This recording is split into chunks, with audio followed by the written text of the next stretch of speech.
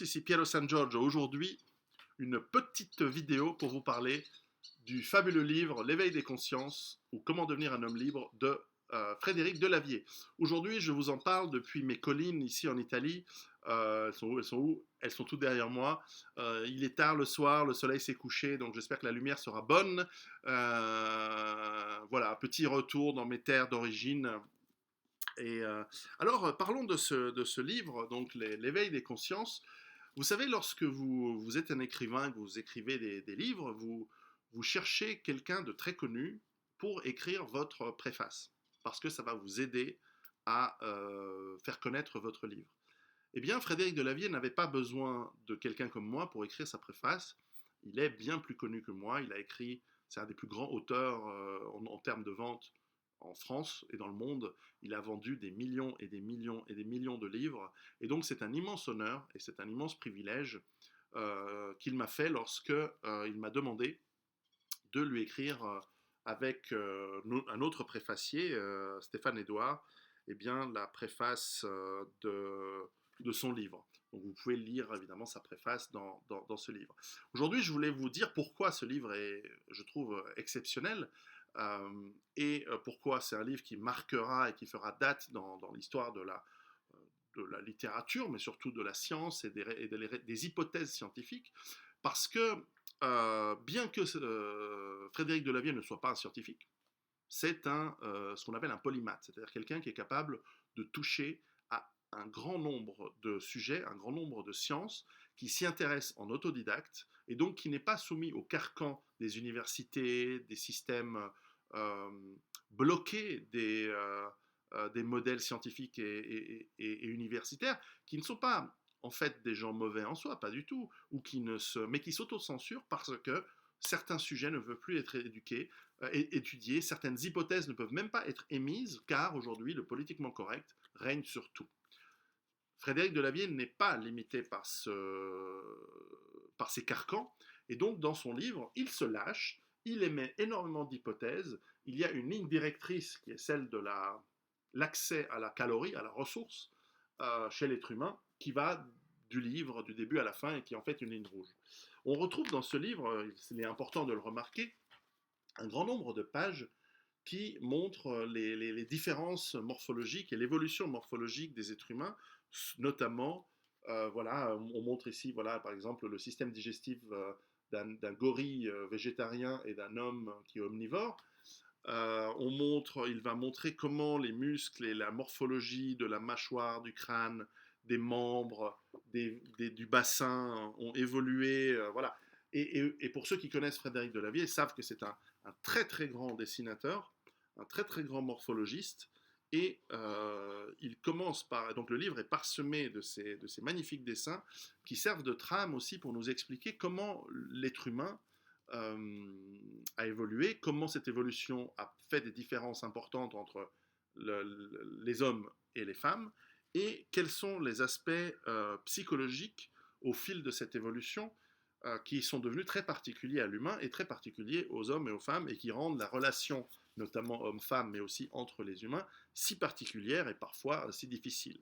Donc vous apprendrez tout dans ce livre entre pourquoi les rockstars se comportent comme des rockstars, pourquoi il y a des chocs entre communautés, pourquoi certains peuples sont plus agressifs et on va dire moins efficaces que d'autres, pourquoi d'autres sont très efficaces mais moins agressifs, pourquoi certains peuples sont très communautaires et très solidaires entre autres, pourquoi d'autres sont plus altruistes. Vous comprendrez en tout cas quelle est la vision de Frédéric Delavier avec ses thèses, et il va amener des preuves logiques de ces thèses au fur et à mesure des pages de ce livre. Donc c'est un livre assez extraordinaire, vraiment important.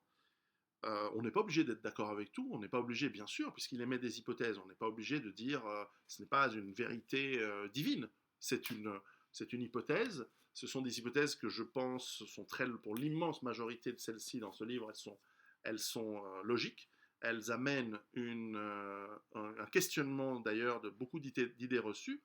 Au fur et à mesure des prochaines années, la science va probablement prouver une grande partie des thèses et des hypothèses qui sont émises dans ce livre, et puis d'autres hypothèses qui sont émises dans ce livre vont probablement être trouvées comme étant erronées, comme étant fausses, comme étant des fausses pistes, mais ce n'est pas grave. L'important, c'est que ce livre va vous faire réfléchir. Et donc, encore une fois, c'est un grand honneur et un grand plaisir d'avoir pu écrire la préface pour mon ami Frédéric Delavier et son livre, et je ne peux que vous conseiller de le lire, particulièrement si vous êtes intéressé à la survie. Parce que ce n'est pas un livre uniquement théorique, c'est un livre qui va vous donner aussi des pistes comportementales et voilà, pour votre comportement, pour comprendre pourquoi votre instinct vous dit, vous incite à certains comportements, et de comprendre en fait, par la prise de conscience, qui vous êtes et pourquoi vous êtes dans le fonctionnement que vous avez. Et donc, c'est fondamental à votre survie, à vous, dans vos relations avec les autres, dans les relations avec vos enfants, et donc au futur de qui vous êtes, c'est-à-dire que par vos enfants, vous touchez une espérance d'immortalité. Et donc, quelque chose qui, dans ce sens, m'est très cher, évidemment, c'est que pour moi, la survie, les techniques de survie ou les stratégies, c'est plus mon dada, la stratégie, que la technique, mais enfin, dans les stratégies de survie, l'idée finale, ce n'est pas juste de vivre longtemps et bien, c'est surtout de vivre libre. Et donc, le sous-titre de ou comment devenir un homme libre, encore une fois, lorsqu'on a éveillé notre conscience, lorsqu'on a conscience de qui nous sommes et de pourquoi nous faisons ce que nous faisons, nous pouvons soit corriger nos comportements, soit les améliorer, mais surtout, on apprend à devenir libre. Parce que dans un monde où nous avons très peu de libre arbitre, parce que tout est prédéterminé par notre biologie, par notre génétique, par notre éducation, par notre environnement, eh bien, lorsque notre déterminisme s'entrechoque avec le déterminisme des autres et de l'univers en général, eh bien, à ce moment-là, comprendre, avoir conscience de nous-mêmes et du comportement des autres et donc de l'univers, et donc la science et donc la logique, c'est pas un livre du tout farfelu, hein, c'est vraiment des hypothèses qui sont émises d'un point de vue avec une sorte de méthode scientifique. Eh bien, c'est à ce moment-là qu'on va pouvoir devenir libre, parce que c'est vraiment là qu'on va pouvoir acquérir notre vrai libre arbitre. Parce qu'en réalité, le libre arbitre, c'est une illusion.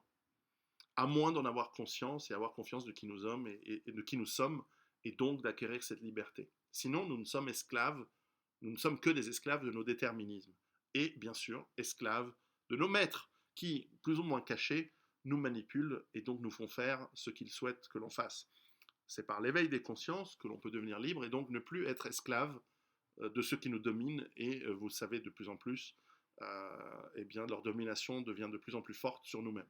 Donc, je vous conseille ce livre, L'éveil des consciences, et je pense qu'au fur et à mesure des différentes éditions qui seront en train de sortir, personnellement, j'aimerais bien une édition avec une couverture rigide. Donc, Frédéric, la prochaine, fait une version spéciale, même un peu plus chère, avec une couverture rigide. Moi, je t'en achète 10 ou 15 direct, parce que je pense que c'est un livre que j'aimerais garder dans ma bibliothèque pour le futur. Or, la couverture flexible, elle a tendance à se démonter, quoi. Avec le voyage, là, je l'ai pris en voyage avec moi en Italie, etc. Mais c'est un détail, ça, c'est pas grave. En fait, je devrais même pas le dire parce que le livre est génial. Et donc, je vous conseille de l'acheter, de le lire, d'y réfléchir, de discuter avec vos proches, de l'offrir. Et donc, voilà. Frédéric Delavier, L'éveil des consciences ou comment devenir un homme libre. Ici Piero San Giorgio, à bientôt.